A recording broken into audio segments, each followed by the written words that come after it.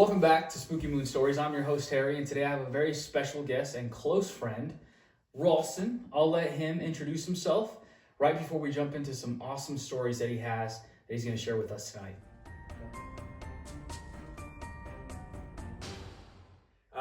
Ralston Garrett. I live right next to this fine guy. I used to work with him. That's how we met. We were both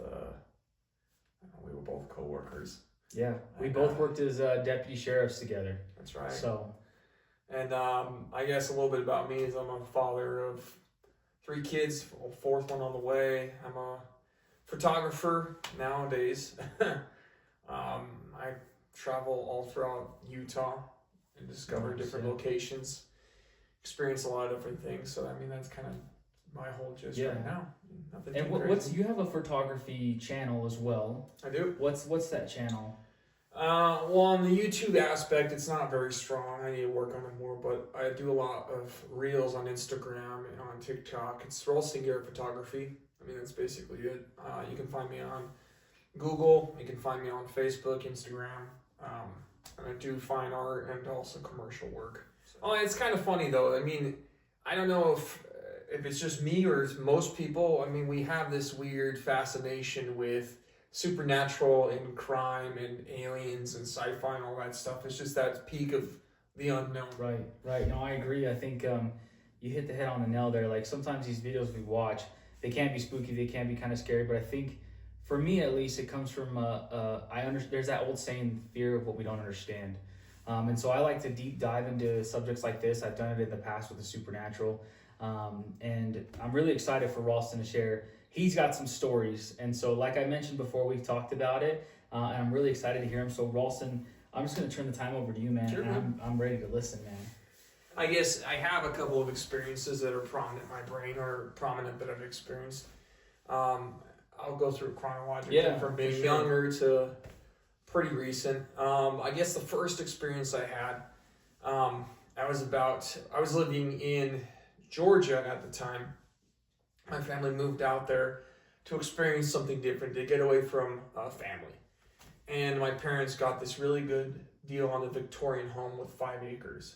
Oh, man. And in Georgia, if you know the history of the South, a lot of the older homes out there were during the period of the Civil War. Yeah.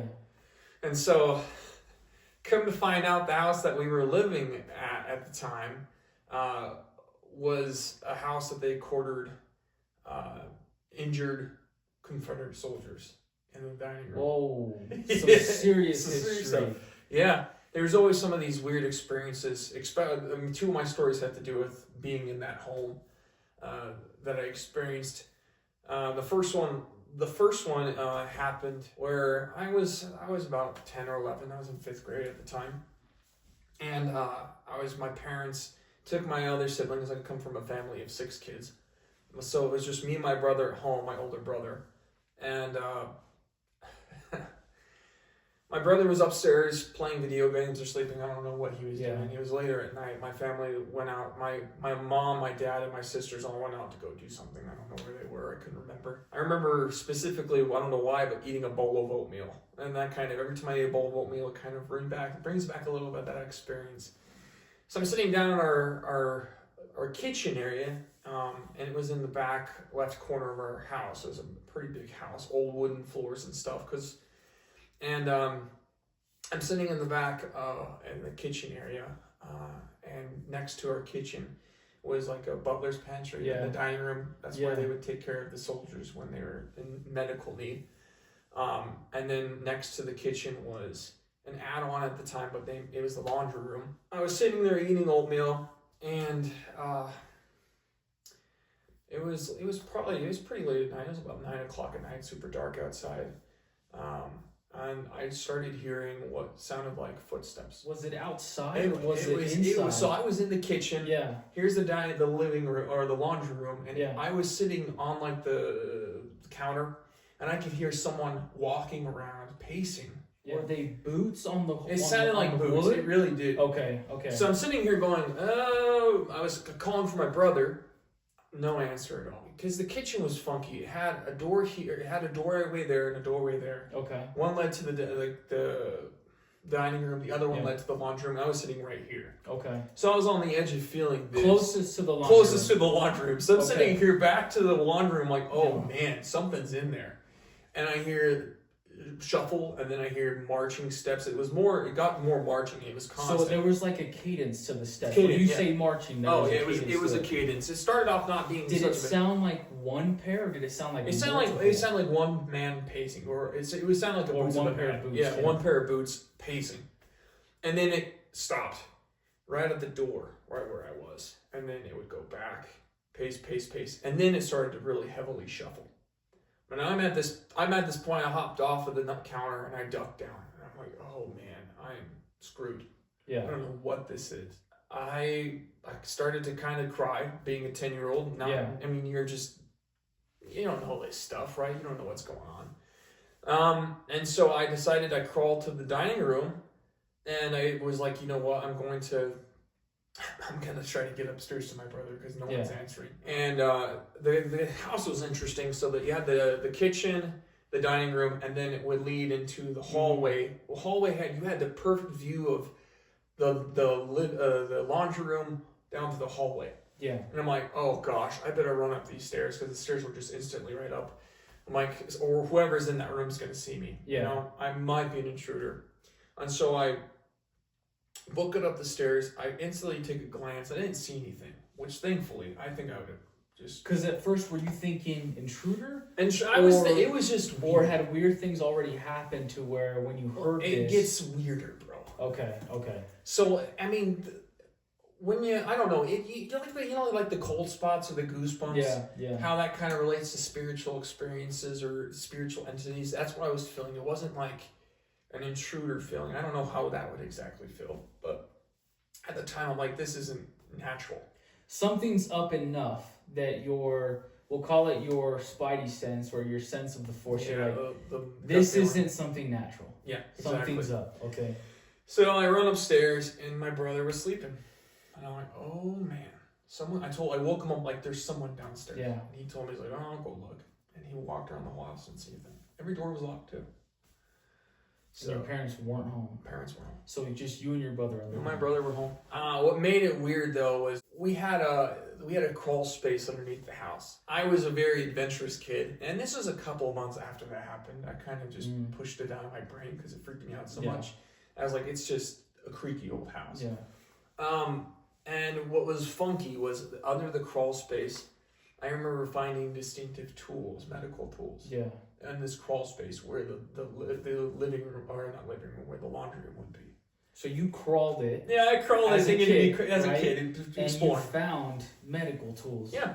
Kind of forgotten in time, just thrown under there or something. And I remember that piece of that piece of the house was an extension on. Yeah. It wasn't actually there originally. So I'm assuming something threw it down there, or it just got lost. It just got lost. And so, I mean, it just, even talking about it's giving me the creeps, bro. But yeah, it was my first experience, was just hearing something, not really understanding what it was, and just this is the realness of the sound of it. It just was odd. I mean, it was enough that 10-year-old you took action to duck. Mm-hmm. And not only were you brave enough to take action and do something, I don't know why I did, but it scared you enough that you cried. Yeah. And that's not a slight at you. I mean, you're 10 years old. I mean, stuff like that's made grown men run out of homes and stuff like that. So it's nothing. I don't say that lightly. I say that to add emphasis to what you were feeling as a kid. Like, number one, you're already feeling like this is weird, something's up. I'm not feeling like someone's in the house. You just feel like you can't see something that you're hearing, and it's scaring you enough that you're crying, and you ran right up and woke your brother up, and then you guys found nobody. Yeah, pretty much. So I totally get that, dude, and that would be a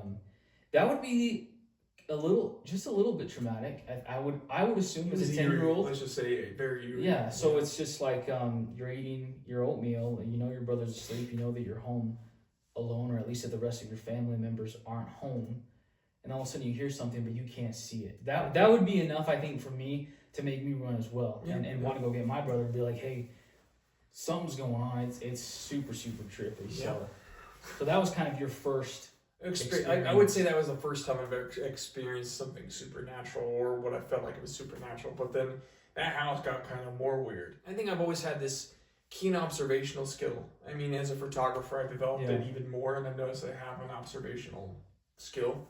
And so I think I'm more observant of just odd things. Maybe that's why these experiences happen to me, because I'm more observant of my surroundings. And I would add to that as well, like I totally second what you're saying. I kind of feel, you and I have had conversations, right? I mean, I started this channel, Spooky Moon Stories. I tell spooky stories and stuff like that, but I want it to be somewhere where someone can feel a sense of understanding and can say, maybe he knows or she knows or they know what I've experienced. Like you're not crazy for experiencing the supernatural. You already know that if you're watching this channel.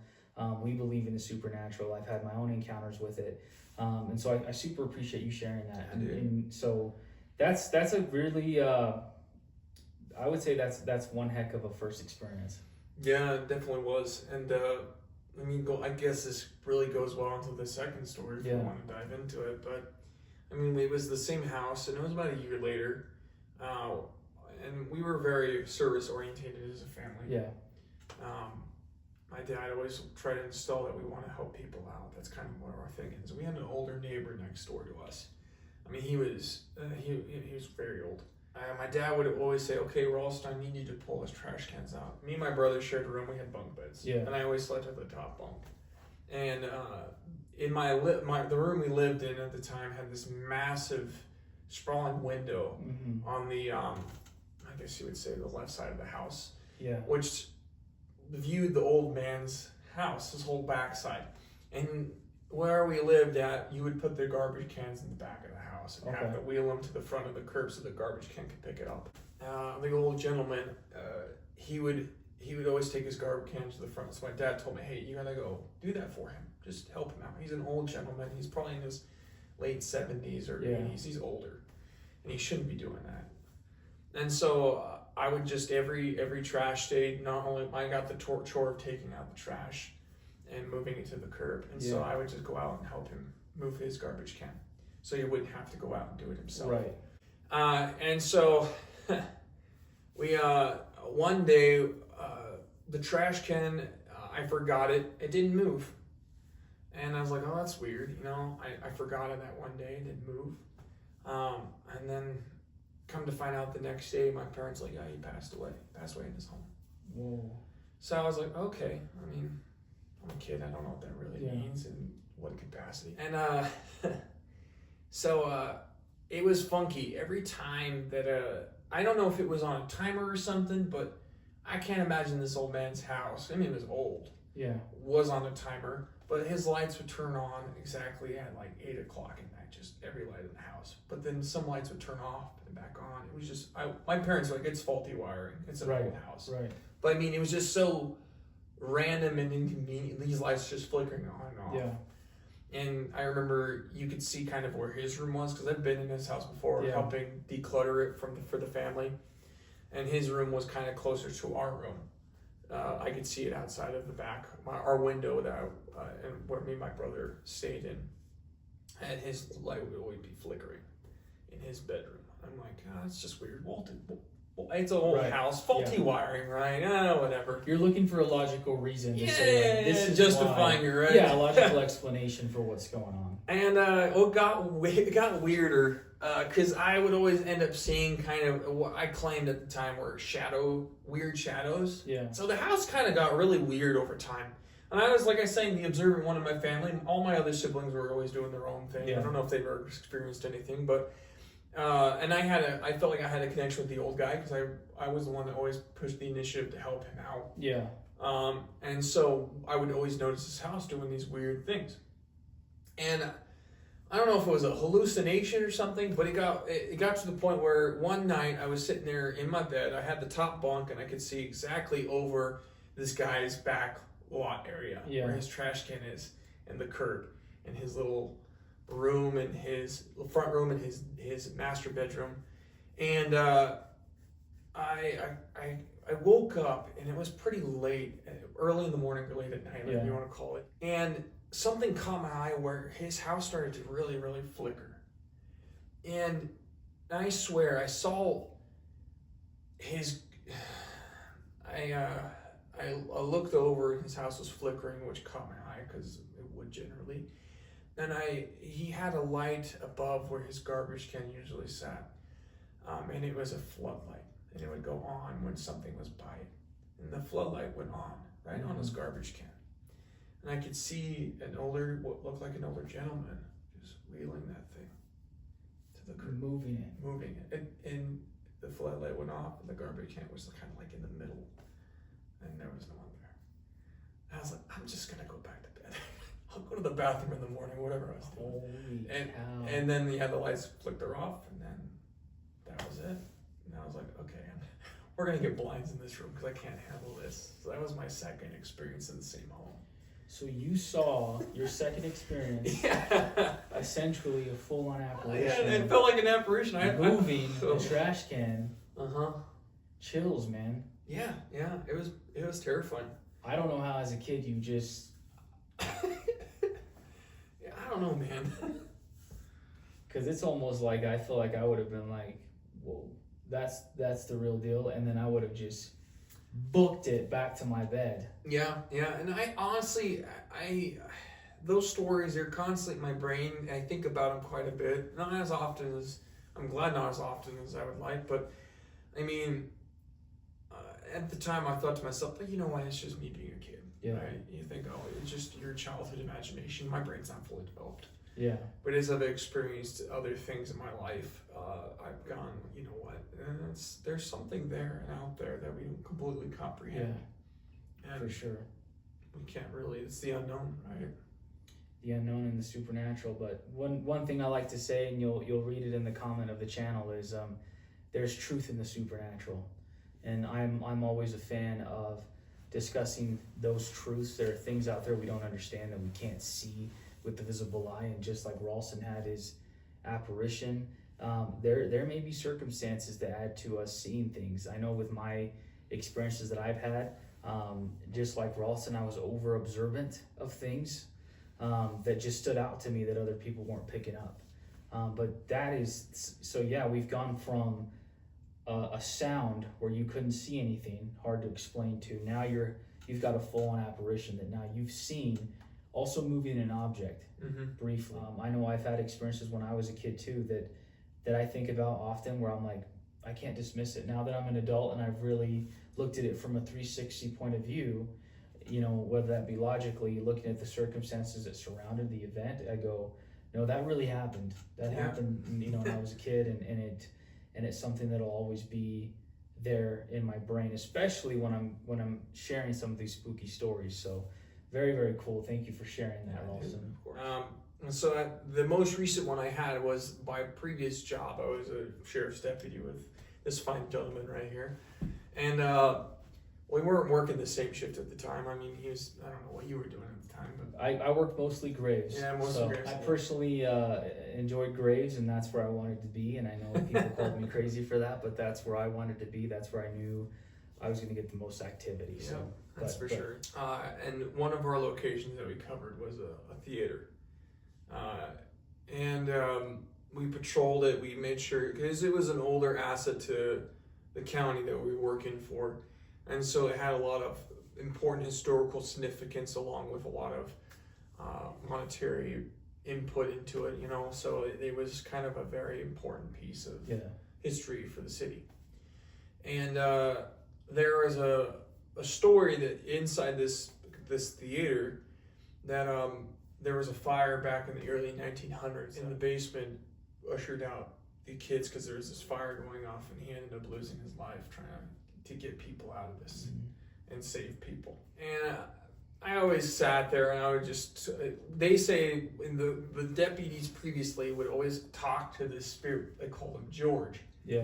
So they would talk to George. I would come in there because I'm like, it's an old theater, right? You go to all these experiences. Like, I don't want to be that one guy who gets completely seeing an apparition or something, or hearing things and completely going, oh man, I gotta pull my firearm, even though that's what we end up doing, right? But it's the least of our concerns when you're working in the city in law enforcement. You're not, you know what I mean? Yeah. We're thinking about the surrounding area and what we have to deal with in real life. Yeah. As far as I'm not having to deal with our senses in that capacity. And it was funny because on this grave shift, it was running smoothly. They had the theater just had this big old party. They had all these people in there, and so I was over dealing with something else at the time, and so then I got a call from the person in charge of running the theater, and like, oh, we're all clear, no one else is in the building, we're all locked up, and I go, oh, sick, okay, cool, I'm gonna go over there and check it out, make sure it is for sure locked up. And so I go to the back door stage area where they load things into the stage, and the door was completely wide open. I'm like, you gotta be kidding me. Oh. Great. Yeah, now we've got a clear building. Yep, pretty much. I called the other deputy who was close by me at the time, and I said, hey man, there's an open door, we need to clear this building out, right? There might be someone in here. And so I'm sitting at the desk, and I start hearing these low male mumbling voices. And then I started hearing a female and a child, like they were having a full-on conversation. And I got that same feeling I got when I heard the footsteps way back when I was a 10-year-old. Now I'm a 29-year-old at the time, going, this is something I felt before, and it's not good. Yeah. So I get down there, and all the doors were shut. Most of them were locked, but all of them were shut. And as I was walking down this, it was a maze in that basement. Yeah. But as you understand, you walk down there, you got all these varying different paths with all these doors, all these different things, different changing rooms, different practicing stage, a whole water boiler down there, just a bunch of weird different things that you could hide in places, right? Yeah. And as I'm walking, I start hearing these mumbling sounds kind of behind me, but going around these corners. And it sounded like I said, a male and a female and a child, a little girl. I go, what is going on? And so I'm sitting there walking around this chasm maze of this downstairs basement area. And as I would as I would go past one section, and it would lead to a corridor already checked out, I would find doors that'd be open. And I'm like, okay, there's something down here. And these mumblings got louder and louder, and it just started feeling like they were coming through different rooms. But as I cleared the downstairs, the mumbling stopped. And I was like, that was really weird. And I told the deputy at the time, I was like, oh, it's just George, you're just playing a trick on you. I'm like, it wasn't a fun trick. It was like 3 a.m. Yeah. So I'm like, and after that shift, I was like, you know what, that was just not, it brought me back to that experience, which then reverberated all the other experiences that I completely it reminds you of all of that. Yeah, and it's kind of interesting how they all kind of connect and correlate, where you kind of, those 6 senses or those feelings, they never really go away. Yeah, as I've said before, as believers of the supernatural, like we know that there's that plane that we don't see, that we don't understand, and some of my viewers watching these videos, you guys have, I'm sure you have a ton of stories that you could send into the email that you'll find in the comment for the channel. And I could share those as well. But Ralston, I'm super grateful that you came on, dude, and that you shared some of those stories. And that's right. And you know, it sounds like not only have you had experiences when you were a child, but you also had experiences as an adult at work. And so you definitely are going to continue to make that correlation, as you said. I really like that you said that. What are your final thoughts for the viewers? What do you have to share with them? What would you like them to know, whether that be a brief comment or a statement? What is it you'd like to share as a final takeaway from this episode? Well, I think one thing that my favorite quote is by Walt Disney. It talks about keep moving forward. I mean, it's hard to sometimes, I think, go from experiences that we have to move forward, to not be so scared. But I mean, at the same time, we just kind of take the experiences we gain and go, you know what? It was an experience. It probably wasn't the funnest in the world. Yeah. But I gotta keep moving forward and opening new doors, because, you know what, we might have these. I never thought I'd be on a podcast to talk about these things, right? And so you're opening up new doors to help people who are going through maybe the experience that they had was traumatic. Maybe having that comfort of saying, you know, someone else has experienced something similar that I've experienced. Yeah. And so, I mean, you never know the opportunities that arise from the experiences we have unless we say, you know what, I gotta move forward, but I'm gonna be open to remembering these experiences and not letting them fester like a wound. But that's true. Letting them heal, you know. I love that, letting them heal, guys. Well, there you have it. Ralston, good friend of mine. He shares some awesome stories. Thank you so much for watching. And as always, there is truth in the supernatural, and you are not alone.